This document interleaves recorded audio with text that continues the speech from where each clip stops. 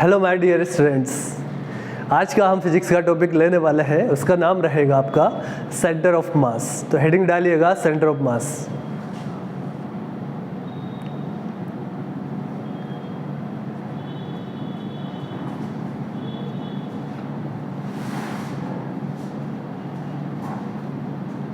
Okay, तो ये रहेगा आपका centre of mass.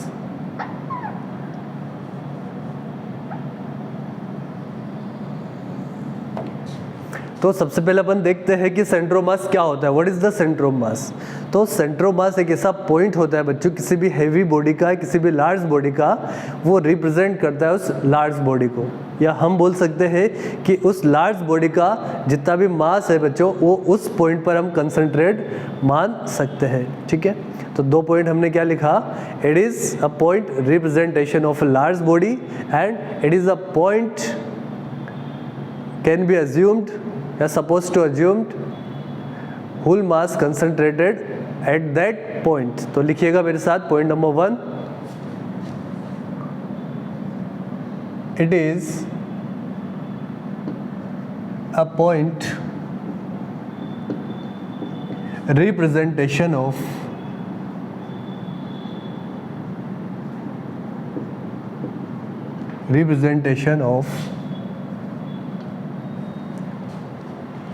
a large body। ठीक है, सेकेंड पॉइंट लिखिएगा, it is a point eight which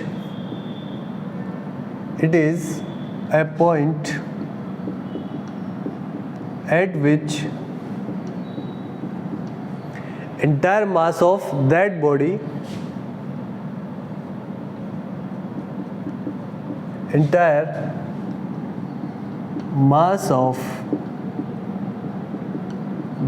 body या heavy body, entire mass of a large body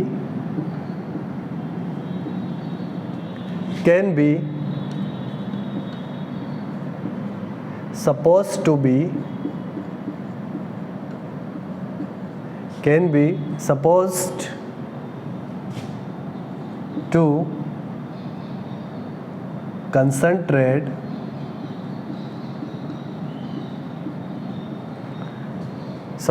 concentrate that point।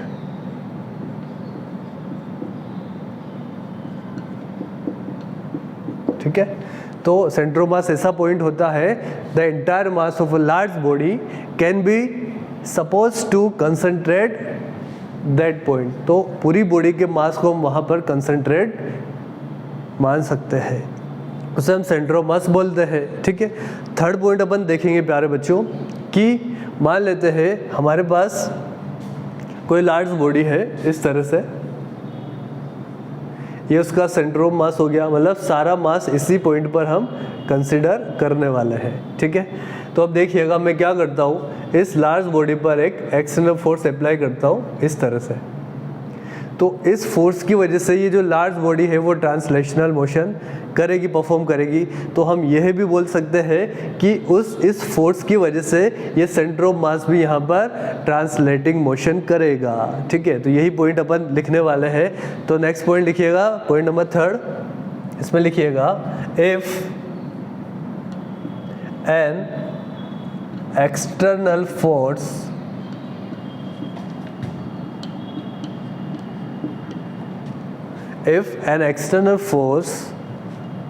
is applied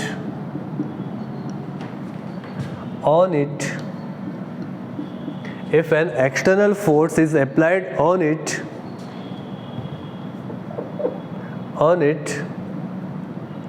then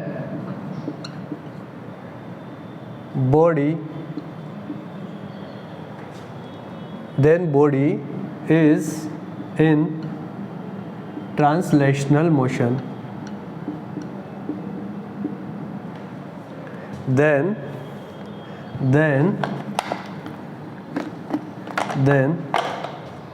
the entire body then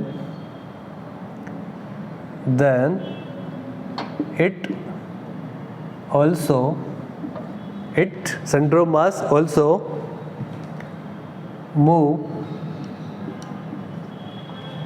in translational motion as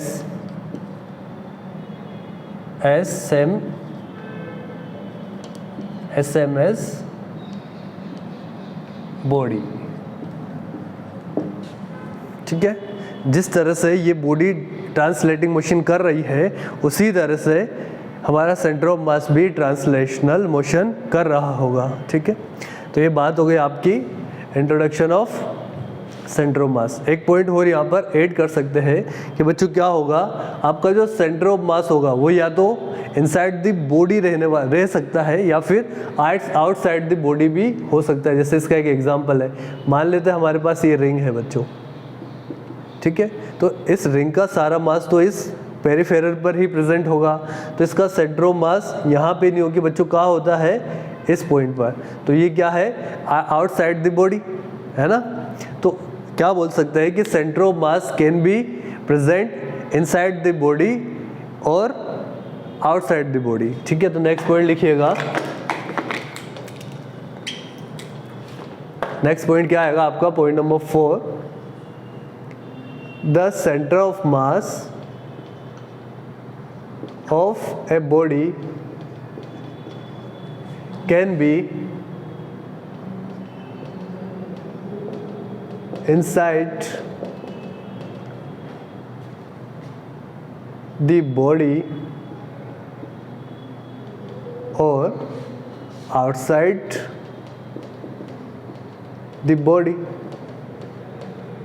ठीक है, I hope आपको ये concept समझ में आया होगा। ठीक है, अब इसके बाद हम देखेंगे प्यारे बच्चों, नेक्स्ट टॉपिक आएगा आपका मास मूवमेंट। ठीक है, तो बेसिकली मास मूवमेंट क्या होता है, किसी भी पॉइंट मास का किसी पॉइंट के रेस्पेक्ट में जितना डिस्टेंस होगा तो mass multiplication of the distance between that point is called mass movement. ठीक है, तो नेक्स्ट हेडिंग लिखिएगा mass movement.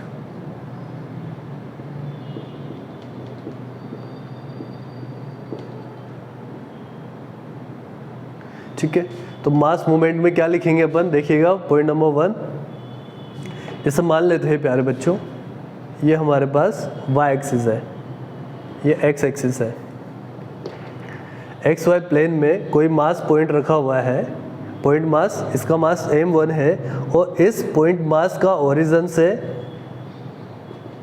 r1 position vector दिया हुआ है। तो मास मूवमेंट क्या होगा, तो मास मूवमेंट होता है मास ऑफ दिस, मतलब mass of that point p and distance या पोजीशन वेक्टर का प्रोडक्ट। तो क्या होता है mass movement, mass into R, इसका प्रोडक्ट ही क्या होता है आपका, मास मूवमेंट होता है। ठीक है, इसमें अगर मैं सेकंड पॉइंट देखूं तो इसकी यूनिट क्या होगी प्यारे बच्चों, इसकी यूनिट होगी यहाँ पर किलोग्राम, मास की होती है किलोग्राम ऐसा यूनिट, और डिस्टेंस की क्या होती है मीटर। तो यहाँ से हमारे पास यूनिट आ गई मास मूवमेंट की किलोग्राम इंटू मीटर। सिमिलर अगर मैं इसका डायमेंशनल फॉर्मूला फाइंड आउट करूँगा तो क्या आएगा, देखिएगा मास का आता है आपका m1 और डिस्टेंस का आता है l। तो यहाँ से हमारे पास डायमेंशनल फॉर्मूला भी आ चुका है। इसी के साथ अगर मैं बात करूँ पॉइंट 4 की, तो वो क्या होगा, बेसिकली देखो ये डायरेक्शन पे डिपेंड करेगा बच्चों, और डायरेक्शन पे डिपेंड करेगा तो आपका जो मास मूवमेंट होगा वो कैसी क्वांटिटी होगा, vector quantity. This is a vector quantity. Okay, और इसकी जो डायरेक्शन होगी वो हमेशा अलोंग द पोजीशन वेक्टर ही रहने वाली है, अलोंग द पोजीशन वेक्टर। तो डायरेक्शन अलोंग आर वेक्टर। ठीक है, तो हमेशा आर वेक्टर की डायरेक्शन में ही इसका डायरेक्शन रहने वाला है, किसका, मास मूवमेंट का। तो ये बात हो गई आपकी किसकी, मास मूवमेंट के बारे में। अब हमारा जो नेक्स्ट टॉपिक आएगा वो आएगा centre of mass of a system of discrete particles. तो देखिएगा उसका हम centre of mass find out करते हैं। तो नेक्स्ट टॉपिक लिखिएगा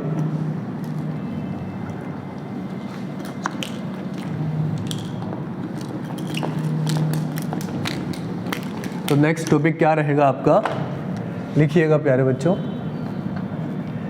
centre of mass of a system of discrete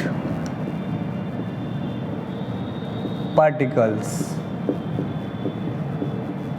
ठीक है, तो डिस्क्रिएट पार्टिकल्स का सेंटर ऑफ मास क्या रहेगा। तो मान लेते हैं इस तरह से हमारे पास XY प्लेन में मास पार्टिकल्स प्रेजेंट है बच्चों। ये आपका Y axis, this is the X axis. तो देखिएगा यहाँ पे कोई हमारे पास M1 मास यहाँ रखा हुआ है, यहाँ पे रखा हुआ है आपका M2 मास, यहाँ रखा हुआ है बच्चों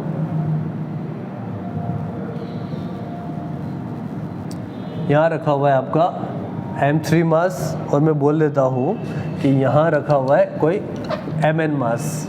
इनका position vector with respect to the origin हम निकाल लेते हैं।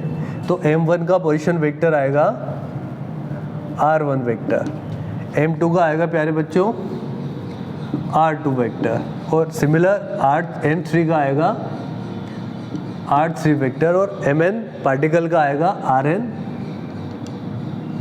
वेक्टर। तो ये हमें M1, M2, M3 और Mn पार्टिकल यहाँ पर इस तरह से डिस्क्रीट पार्टिकल्स प्रेजेंट है XY प्लेन में। अब हमें क्या करना है, इसका centre of mass find out करना है। तो बच्चों क्या करोगे आप, देखिएगा।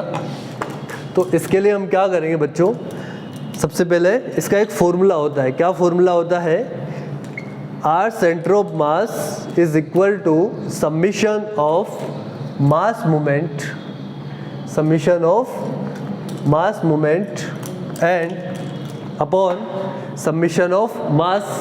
तो क्या होगा, देखो हमें क्या निकालना है, R सेंटर ऑफ मास निकालना है इस पूरे डिस्क्रीट पार्टिकल्स का। तो देखिएगा क्या होता है, समीशन ऑफ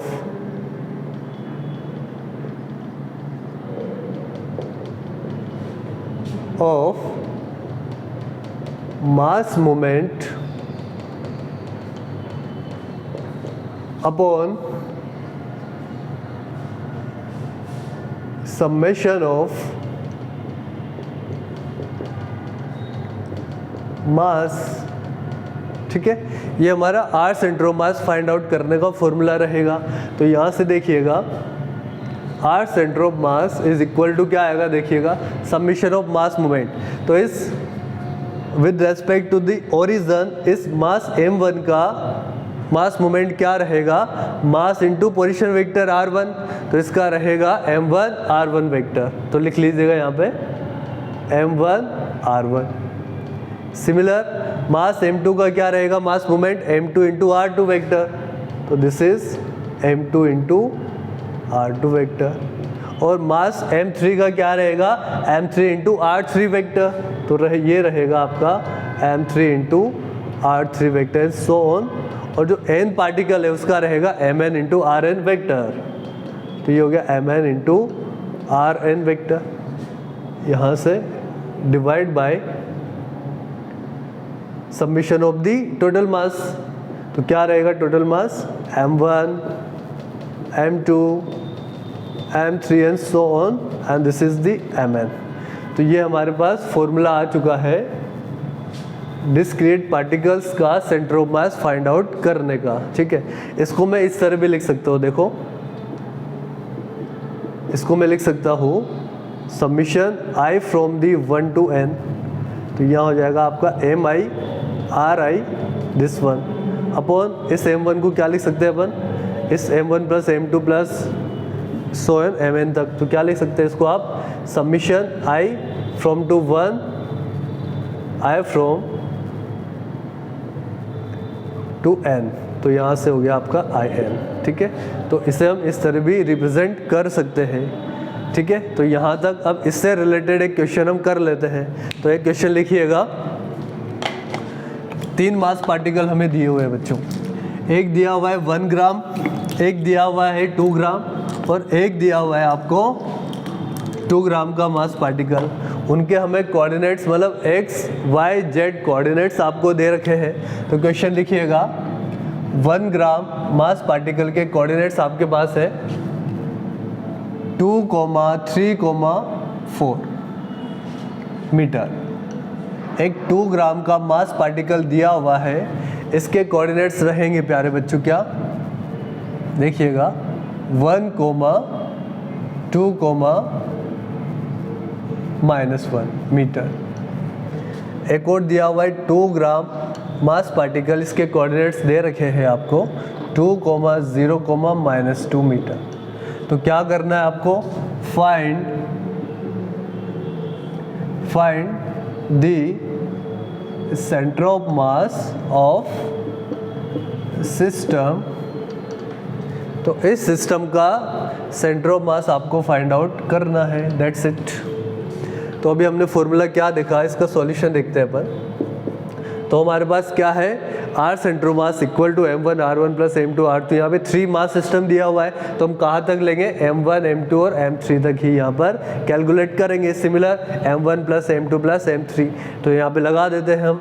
इससे पहले हमें r1 निकालना होगा, पर r1 वेक्टर क्या आएगा, देखो पोजीशन वेक्टर क्या दिया हुआ है 2i cap plus 3j cap plus 4k cap. ये हमारे पास वेक्टर फॉर्म में आ गया r1 vector. Similar r2 vector क्या आएगा, देखिएगा i cap minus plus 2j cap minus k cap, this is the metre. Similar r3 vector क्या आएगा प्यारे बच्चों, 2i cap plus 0j cap minus 2k cap metre. तो हमारे पास पोजीशन वेक्टर आ चुके हैं। अब हम लगा देते हैं फॉर्मूला। तो देखिएगा क्या आएगा यहाँ से, R centre of mass is equal to m1 क्या दिया हुआ है 1 ग्राम, तो इसको एज इट इज लिख देते हैं। सिमिलर आपका r1 दिया हुआ है 2i cap plus 3j cap plus 4k cap, okay. Plus आगे क्या आएगा 2 ग्राम, और इसका पोजीशन वेक्टर दिया हुआ है हमें 2i cap plus 2j cap minus 1k cap plus 2 ग्राम, इसका पोजीशन वेक्टर दिया हुआ है 2i cap plus 0j cap minus 2k cap divide by क्या आएगा, देखो divide by m1 plus m2 plus m3। तो कितना होगा 1, 2, 2, 5 ग्राम। तो यहाँ से आ गया 5 ग्राम, तो ग्राम से ग्राम तो क्या हो जाएगा, कैंसिल आउट हो जाएगा। तो हमारे पास आंसर क्या आएगा वो देखिएगा। नेक्स्ट, तो जो आने वाला है आंसर उसको एक बार देखिएगा, तो वो रहेगा आपका R centre of mass is equal to, I के वालों को एक साथ लिख लेते हैं और जे के वालों को एक साथ और के वालों को एक साथ हम यहाँ पर लिख लेते हैं। तो देखिएगा 2i कैप, यहाँ से 4i कैप 6i कैप हो गया, और यहाँ से 4i कैप, तो यहाँ से हो गया आपका 4, ये हो गया 2, 6 और 4 हो गया आपका 10i कैप। 2 और 1 2, यहाँ से 4 6 और यहाँ से 4 हो गया तो 10, तो ये आ गया आपका 10i कैप, ठीक है। प्लस जे के वाले को देखते हैं 3j कैप, यहाँ से आएगा आपका 4j कैप, ये हो गया 7j कैप, और यहाँ से आएगा 0, तो ये आ गया आपका 7j कैप। अब के कैप को देख लेते हैं अपन। यहाँ से आएगा 4k कैप, यहाँ से आएगा -k cap minus 2k cap. 4k cap में से -2 जाएगा तो -2 बचेगा, -2 और यहाँ पे आएगा -4, तो -2 -4 होता है आपका -6k कैप, और डिवाइड बाय दिया हुआ है 5, तो ये आ गया हमारे पास आर सेंटर ऑफ मास। अगर मैं इसके एक्स वाई जेड कोऑर्डिनेट्स की बात करूँ तो ये आएगा 10/5, 1/5, -6/5 मीटर, या हो गया 2, 1/5, -6/5 मीटर, ठीक है। तो ये हमें सेंटर ऑफ मास के कोऑर्डिनेट्स फाइंड आउट कर लिए हैं, ओके। इसके बाद अपन देखेंगे प्यारे बच्चों, प्रूव करेंगे अपन कि अगर सेंटर ऑफ मास के रेस्पेक्ट में अगर अपन मास मोमेंट फाइंड आउट करें तो वो हमेशा नल वेक्टर आता है, 0 आता है। तो इस चीज़ को एक बार प्रूफ करके देखते हैं। तो नेक्स्ट हेडिंग लगाइएगा, प्रूव दैट, नेक्स्ट क्वेश्चन लिखिएगा, prove that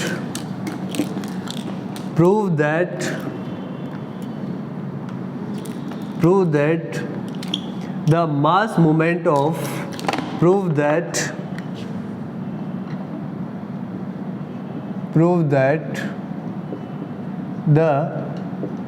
mass moment of system, prove that the mass moment of system with respect to the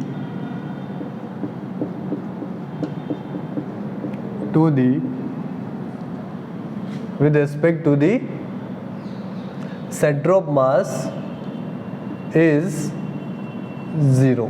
तो ये हमें फाइंड आउट करना है, ठीक है। तो क्या सॉल्यूशन होगा इसका देखिएगा, ये हमारे पास यहाँ पर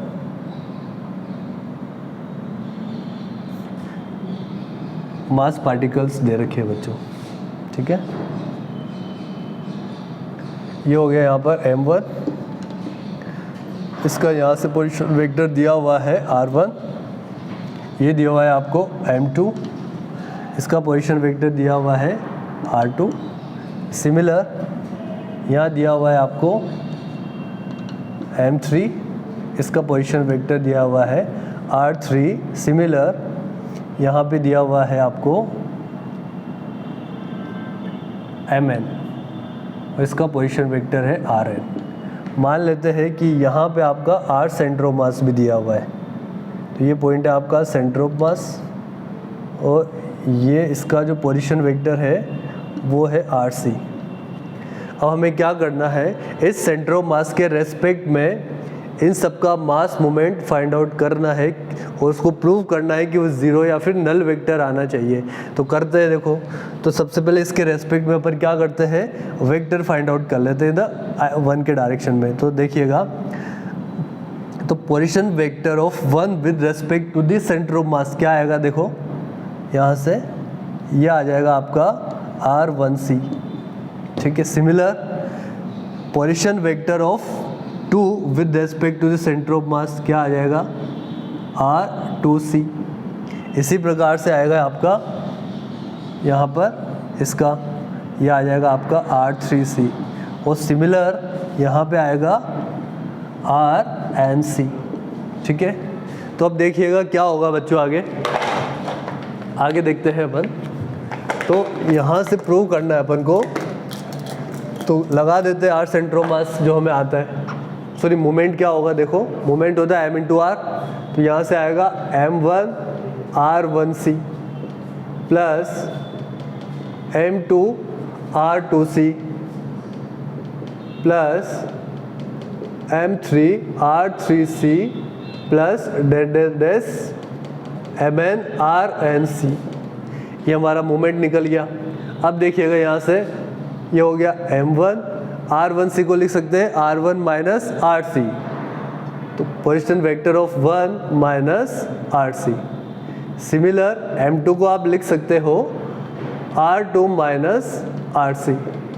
सिमिलर सो ऑन, आप mn को लिख सकते हो mn, और इसको लिख सकते हो rn माइनस rc।